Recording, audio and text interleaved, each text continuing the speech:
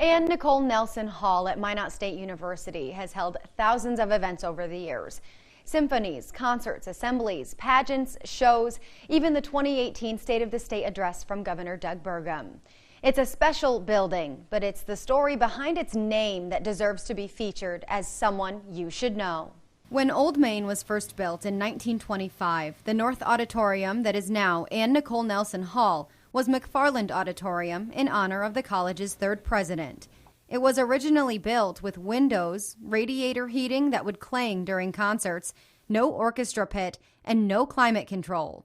In February of 2003, a memorial donation helped turn this building into a staple on campus, in the city, and the state. I would say as a musician, this is one of the finest halls, if not the finest hall in the state. Seriously. I have played well over 100 concerts in this hall. It is an instrument in itself. You can sit anywhere in this hall and hear everything. And that's special. You can't do that in many halls. The nearly 100-year-old theater inside Old Main received new life. It's a real theater.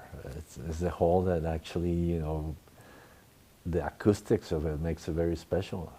To have in a place like this, a hall of this magnitude is just great.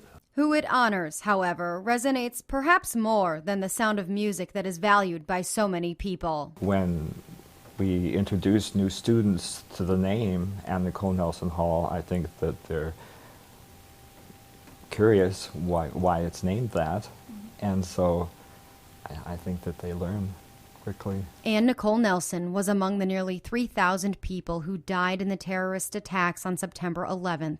She worked as a bond broker for Cantor Fitzgerald on the 104th floor of the World Trade Center. Her name becomes just a symbol of a reminder of what happened and the loss. A lot of people went through personal loss besides all our sense of loss that we all felt that day. Anne is remembered to have lived a joyful and purposeful life. She traveled the country and many others, enjoyed sports, and loved to celebrate special occasions. Cases on both sides of the theater's entrance display Anne's memory.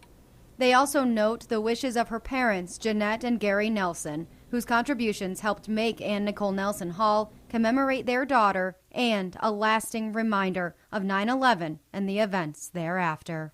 I was just thinking today, I've not been to New York since, and in a few weeks I'll be flying into LaGuardia, and it'll be the first time I'll actually see Manhattan without the Twin Towers. And I'll be thinking of Anne Nicole Nelson. Anne was laid to rest on May 17, 2002 in Stanley, on what would have been her 31st birthday. There will always be a place for Anne's family among the more than 950 seats of this hall. And I was always curious about the 4 seats that I always reserve in the hall for her family. Anne Nicole Nelson is someone you should know. Another music professor at Minot State expressed immense gratitude to the Nelsons, and she noted that the part of the hall's dedication, is that it remain Anne Nicole Nelson Hall, that it never be shortened to just Nelson Hall. She also said that international guest artists have paused mid-concert to remark that the acoustics in Anne Nicole Nelson Hall rival some of Europe's best small concert halls. When we return here on